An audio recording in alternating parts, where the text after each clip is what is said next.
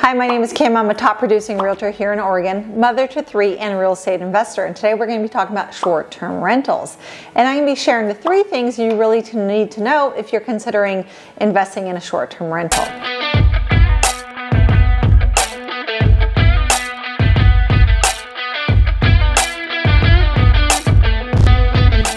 Short-term rentals, also known as Airbnbs or STRs, are really popular right now. And for me, I've been operating one for the last 4 years.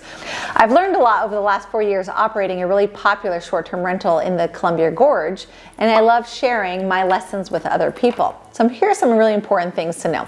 The first is simply, it takes a lot of work to run a successful short-term rental. I know it looks really glamorous and cool to have a short-term rental, but it does take work.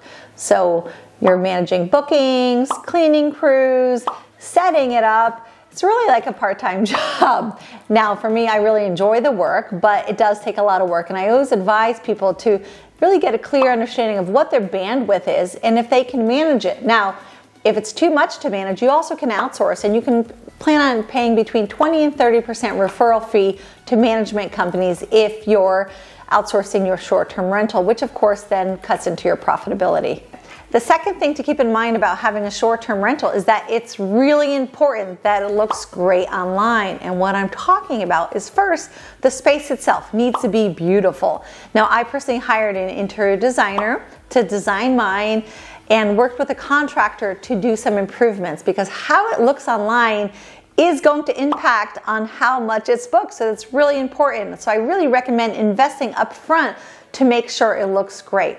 Now, what tends to attract people is simply that it looks really stylish. Of course, it's clean and it's well stocked. So I really recommend ensuring that it looks great online, because the better it looks online, the more bookings you get. So don't cut corners on furnishing, styling it, and of course having it stocked.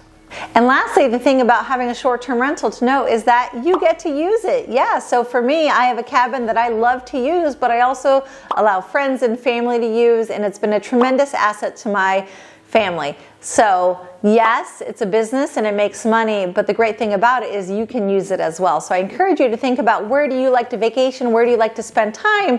And does it make sense to get a short-term rental in that area? So as an experienced short-term rental host myself, if you have any questions about operating a short-term rental or how to get into that market, you can reach out to me. You'll find my contact information in the description below. And please remember to subscribe to my channel to be notified of future episodes.